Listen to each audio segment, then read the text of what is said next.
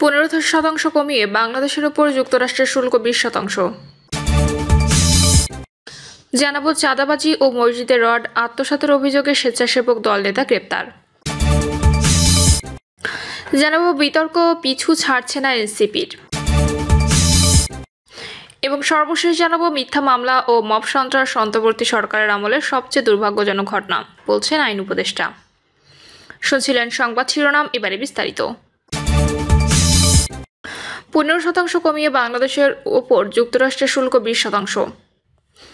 বাংলাদেশ যুক্তরাষ্ট্রের শুল্ক আলোচনায় তৃতীয় দফা শেষে বাংলাদেশের রপ্তানি পণ্যের ওপর 20% পাল্টা শুল্ক আরোপের ঘোষণা দিয়েছে যুক্তরাষ্ট্র।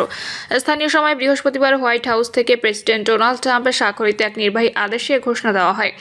এর আগে গত 2 এপ্রিল বিশ্ববাজারে যুক্তরাষ্ট্রের বাণিজ্য ঘাটতির অজুহাতে বাংলাদেশ সহ একাধিক দেশের উপর 37% হারে শুল্ক আরোপ করেছিল ট্রাম্প। পরে আলোচনার পরিপ্রেক্ষিতে 9 এপ্রিল তা সাময়িকভাবে স্থগিত করে 35% নামিয়ে আনা হয়। নতুন এই সিদ্ধান্তে বলা হয়েছে শুক্রবার থেকে বাংলাদেশের রপ্তানি পণ্যের ওপর মোট 20% শুল্ক কার্যকর হবে। প্রধান উপদেষ্টা প্রেস সচিব শফিকুল আলম নিজের ভেরিফাইড ফেসবুক পোস্টে বিষয়টি নিশ্চিত করেছেন। শুল্ক আরোপ নিয়ে প্রতিক্রিয়ায় বাণিজ্য উপদেষ্টা শেখ বশির উদ্দিন বলেন, 20% শুল্ক আরোপ করায় যুক্তরাষ্ট্রে আমাদের রপ্তানি বাধাগ্রস্ত হবার সম্ভাবনা নেই। আমরা এখনও প্রতিযোগিতামূলক সুবিধায় আছি, তবে আমাদের প্রত্যাশা ছিল 20% নিচে কোনো হার। চাঁদাবাজি ও মসজিদে রড আত্মসাতের অভিযোগে স্বেচ্ছাসেবক দল নেতা গ্রেপ্তার। পটুয়াখালীর মির্জাগঞ্জে চাঁদাবাজি ও মসজিদের রড আত্মসাতের অভিযোগে স্বেচ্ছাসেবক দলের এক নেতা গ্রেপ্তার করেছে যৌথ বাহিনী। পুলিশ ও স্থানীয় সূত্রে জানা যায়, কাঁঠালতলী এলাকায় সরোয়ার হোসেনের কাছে 5,000 ব্যবসায়ী খুশি আক্তার ও দফাদার মোহাম্মদ শফিকুল আলমের দোকানে তালা মেরে চাঁদা দাবি করে আসছিলেন মাধবখালী ইউনিয়ন স্বেচ্ছাসেবক দলের সভাপতি মোহাম্মদ সাদাত হোসেন। এছাড়াও তিনি কাঁঠালতলী ইউনিয়ন পরিষদ জামে মসজিদের ইমাম মাওলানা আমিনুল ইসলামের কাছে 50,000 টাকা চাঁদা দাবি ও মসজিদের 500 কেজি রড জোরপূর্বক নিয়ে যান। পরে আমিনুল ইসলাম তার বিরুদ্ধে থানায় একটি অভিযোগ দায়ের করেন। বুধবার রাত 11টার দিকে কাঁঠালতলী এলাকায় অভিযান চালান সেনাবাহিনী ও পুলিশের সদস্যরা। এ সময় কাঁঠালতলী বাস স্ট্যান্ড এলাকায় থেকে গ্রেপ্তার করা হয়। মির্জাগঞ্জ থানার ভারপ্রাপ্ত কর্মকর্তা মোহাম্মদ নজরুল ইসলাম বলেন, চাঁদাবাজি সহ বিভিন্ন অভিযোগে সাদাত হোসেনকে গ্রেপ্তার করা হয়েছে। তাকে আদালতে প্রেরণ করা হয়েছে। চাঁদাবাজ বিরোধী অভিযান অব্যাহত থাকবে। বিতর্ক পিছু ছাড়ছে না এনসিপির। উমামা ফাতেমার অভিযোগে এনসিপি নেতাদেরকে ইঙ্গিত করা হয়েছে। এ বিষয়ে তাদের স্পষ্ট বক্তব্য আসা উচিত। ডক্টর জাহিরুর রহমান, বিতর্ক কিছুতেই জাতীয় নাগরিক পার্টির পিছু ছাড়ছে না। এ দলের শীর্ষ নেতাদের বিরুদ্ধে তদবির বাণিজ্য, বদলি বাণিজ্য, টেন্ডারবাজি, চাঁদাবাজি, নারী কেলেঙ্কারি সহ নানা অভিযোগ রাজনৈতিক অঙ্গন সহ দেশের সর্বত্র ব্যাপক আলোচিত হচ্ছে। এসব অভিযোগের দায় নিয়ে অনেককে দল থেকে বহিষ্কার করা হয়েছে। তবে রাজনৈতিক বিশ্লেষকরা এই সাংগঠনিক শাস্তিকে শুধু লোক দেখানো বলেই মনে করছেন। তানভীরের বিরুদ্ধে অভিযোগের পর তাকে বহিষ্কার করা হয়েছে, কিন্তু এরপর আর কোনো ব্যবস্থা নিতে দেখা যায়নি। নারী কেলেঙ্কারির অভিযোগে তুষারকেও শুধু বহিষ্কার করেই দল দায় ছেড়েছে। এনসিপি যুগ্ম সদস্য সচিব ABM কাজী সালাউদ্দিনের বিরুদ্ধে এনসিপি দুর্নীতি নিয়ে প্রথম ঝড় ওঠে। শুধু কাগজ থেকে 400 কোটি টাকার বেশি কমিশন বাণিজ্যের অভিযোগে তাকে দল বহিষ্কার করা হয়। দুদক এ নিয়ে তাকে জিজ্ঞাসাবাদও করে। এরপর এটি চাপা পড়ে যায়। প্রধান উপদেষ্টার বিশেষ সহকারী ফায়েজ তায়েব আহমেদের ব্যক্তিগত কর্মকর্তা এনসিপি নেতা আতিক মোর্শেদের বিরুদ্ধে মোবাইল ব্যাংকিং, নগদের অফিসে কাজ করার অভিযোগ ওঠে। সামাজিক যোগাযোগ মাধ্যমে এসব অভিযোগ ছড়িয়ে পড়ে। বলা হয়, নগদ থেকে 150 কোটি টাকা বেহাত করেছে আতিক মোর্শেদ এবং নগদে তার স্ত্রী সহ স্বজনকে চাকরি দিয়েছেন। তার বিরুদ্ধেও আইনি কোনো পদক্ষেপ নিতে দেখা যায়নি। সর্বশেষ গুলশানে এক মহিলা এমপির বাসায় চাঁদা আনতে গিয়ে হাতে নাতে ধরা পড়ে বৈষম্য বিরোধী ছাত্র আন্দোলনের নেতা সোলাইমান ওরফে রিয়াদ সহ 5 জন। সে বর্তমানে রিমান্ডে রয়েছে। গত 29 এপ্রিল তার বাসায় তল্লাশি চালিয়ে 2,25,00,000 টাকা চেক উদ্ধার করা হয়েছে। এনসিপি নেতাদের বিরুদ্ধে এত সব অভিযোগের পরও তাদের মধ্যে কোনো পরিবর্তন আসেনি, বরং তারা এখন আরও বেপরোয়া হয়ে উঠেছেন।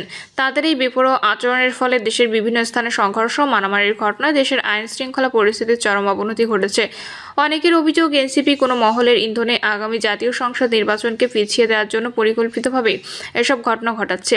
রাজনৈতিক বিশ্লেষক ডক্টর জাহিরুর রহমান বলেন, জুলাই পদযাত্রা কর্মসূচি এনসিপির জন্য একটি যথার্থ কর্মসূচি বলেই মনে করি। তবে এই কর্মসূচি পালন করতে গিয়ে কোনো স্থানে তাদের যে বেপরোয়া ভাব, তা রাজনৈতিক সহনশীলতা বা প্রজ্ঞার অভাব বলেই মনে হয়। জুলাই পদযাত্রাকে ঘিরে গোপালগঞ্জে, কক্সবাজারে ও নেত্রকোনায় যা ঘটেছে, এর দায় এনসিপিকেই নিতে হবে। গোপালগঞ্জ শেখ মুজিবুর রহমানের জন্মস্থান। আমি তাকে নাই মানতে পারি, কিন্তু তার জন্মস্থানের লোকজন তো তাকে ভালোবাসে, এটাকে তো আপনি অস্বীকার করতে পারেন না। তেমনি কক্সবাজারেও বিএনপি নেতা সালাউদ্দিন আহমেদ অত্যন্ত জনপ্রিয়। সেখানে গিয়ে তাকে গডফাদার বলে কটূক্তি করলে পাটকেল তো খেতেই হবে। নেত্রকোনা জেলাতেও বিএনপি নেতা সাবেক স্বরাষ্ট্র প্রতিমন্ত্রী লুৎফুজ্জামান বাবর খুব জনপ্রিয়। ফাঁসির মঞ্চ থেকে তিনি ফিরে এসেছেন। তার সম্পর্কে যদি নেত্রকোনায় গিয়ে আজেবাজে মন্তব্য করা হয় তাহলে তো জনগণ তার প্রতিক্রিয়া দেখাবেই। আসলে এনসিপির এসব বেপরোয়া আচরণ অনেকের কাছে মনে হয়েছে পরিকল্পিতভাবে করা। আইন শৃঙ্খলার অবনতি হয়েছে এটা প্রমাণ করে আসন্ন জাতীয় সংসদ নির্বাচনকে পিছিয়ে দেওয়ার একটা সূক্ষ্ম কারসাজিও হতে পারে। এ বিষয়ে বিএনপি স্থায়ী কমিটির সদস্য সালাউদ্দিন আহমেদ বলেন, গোপালগঞ্জের ঘটনা এনসিপির রাজনৈতিক অনভিজ্ঞতার ফল। তাদের জুলাই পদযাত্রা কর্মসূচি গোপালগঞ্জের ক্ষেত্রে কেন মাস্টার গোপালগঞ্জ হয়ে গেল, এটি একটি বড় প্রশ্ন। সব মিলিয়ে তাদের বেপরোয়া রাজনৈতিক অঙ্গনে বিশৃঙ্খলা সৃষ্টিতে সহায়তা ভূমিকা রাখছে। এটি কি তাদের পরিকল্পিত নাকি অনভিজ্ঞতা, তাও ভেবে দেখতে হবে। অনেকেই মনে করেন নির্বাচন পেছানোর জন্য তারা অপরিকল্পিতভাবেই দেশে অস্থিতিশীল পরিস্থিতি তৈরি করতে এসব করছেন। এনসিপির এই বেপরোয়া ভাবের জন্য দলটি এখন বহুমুখী সংকটের মুখে।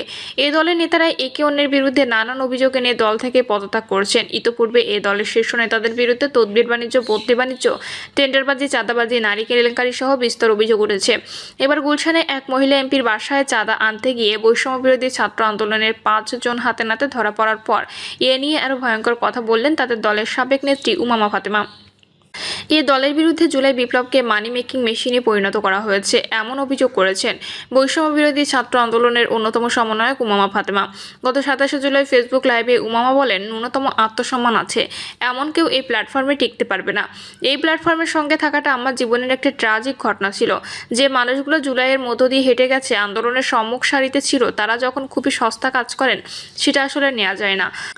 বৈষম্য বিরোধী প্ল্যাটফর্মে থাকার সময় তিক্ত অনেক অভিজ্ঞতার কথা তুলে ধরে উমামা ফাতেমা বলেন, বৈষম্য বিরোধী ছাত্র আন্দোলনের সব সিদ্ধান্ত হেয়ার রোডে বসে ঠিক করা হতো, সেগুলোই বাস্তবায়ন হতো। আমি পুরো প্রক্রিয়া থেকে বিচ্ছিন্ন হয়ে যাচ্ছি বলে মনে হতো। সবকিছু হিজিবিজি লাগতো। বিষয়গুলো এত অদ্ভুত ছিল যে কোনো কিছুর কোনো ঠিক ঠিকানা ছিল না। চাঁদাবাজির যে অভিযোগ আসতো, এক একজনের বিরুদ্ধে যে স্বজনপ্রীতি ও শেল্টার দেওয়ার অভিযোগ আসতো, এগুলো আমি খুব ভালো করেই জানতাম। শুধু চট্টগ্রামের কাহিনী সলভ করতে গেলেও অনেকের প্যান্ট খুলে যেত। এরকম আরও অনেক জেলার কাহিনী আছে। এগুলো ধরতে গিয়ে দেখেছি এগুলো তো অনেক দূর পর্যন্ত গড়িয়ে গেছে। উমামা ফাতেমার এই অভিযোগের বিষয়ে রাজনৈতিক বিশ্লেষক ডক্টর জাহেদুর রহমান বলেন, উমামার অভিযোগে বেশ স্পষ্টভাবেই এনসিপির নেতাদেরকে ইঙ্গিত করা হয়েছে। এ বিষয়ে এনসিপির নেতাদের স্পষ্ট বক্তব্য আসা উচিত। এদিকে এসব অভিযোগের বিষয়ে অন্তর্বর্তী সরকারের তথ্য সম্প্রচার উপদেষ্টা মাহফুজ আলম সম্প্রতি চাঞ্চল্যকর তথ্য দিয়েছেন। গত 28 জুলাই রাতে নিজের ভেরিফাইড ফেসবুক পোস্টে মাহফুজ আলম দৃঢ়তার সাথে বলেছেন, তাকে ঘিরে একটি গভীর ষড়যন্ত্র চলছে এবং এর পেছনে নতুন একটি দলের কয়েকজন মহারথী জড়িত। পরে আবার এটি এডিট করে নতুন একটি দলের জায়গায় বিভিন্ন দলের কয়েকজন মহারথী জড়িত বলে উল্লেখ করেছেন।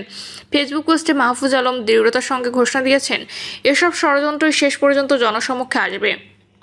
তার এই পোস্টকে ঘিরে তৈরি হয়েছে নানা রকম জল্পনার। ফেসবুক পোস্টে উপদেষ্টারা লিখেছেন, তদবিরের কথা উঠল যখন একটা ঘটনা বলি। আমাদের এক বন্ধুই একজন ব্যক্তিকে আমার ভাইয়ার সঙ্গে দেখা করায়। বিটিভির একটা টেন্ডারের কাজ করে দিলে তারা পার্সেন্টেজ দেবে এবং জুলাই নিয়ে কয়েকটা দেশি প্রোগ্রামের জন্য হেল্প করবে। আমি জানার পর এটা নিষেধ করে দিই। সৎ উদ্দেশ্যে হলেও রাষ্ট্রের আমানতের খেয়ানত করা যাবে না। পরবর্তী সময়ে সে টেন্ডারের কাজও স্থগিত হয়। মাহফুজ ওই পোস্টে আরও লেখেন, আমার নিকৃষ্ট শত্রুরাও গত 12 মাসে আমার বিরুদ্ধে সব অভিযোগ করলেও দুর্নীতি বা আর্থিক অসঙ্গতির অভিযোগ করেনি। বিভিন্ন দলের মহারথীদের অনেক অসুবিধা হচ্ছে তাতে। রাষ্ট্রের দায়িত্ব পবিত্র আমানত। 1000 কোটি টাকার চেয়েও ইজ্জত ও রাষ্ট্রের আমানত আমাদের জন্য গুরুত্বপূর্ণ। তথ্য উপদেষ্টার এই পোস্টকে ডক্টর জাহেদুর রহমান তার বাল্যকিলতা বলে অভিহিত করেছেন। তিনি তার পোস্টে নতুন একটি দলের মহারথী বলতে কাকে বোঝাতে চেয়েছেন সেটা সবাই বুঝতে পেরেছে। পরক্ষণে সেটা এডিট করে সেখানে বিভিন্ন দলের মহারথী লিখে পোস্ট করেছেন।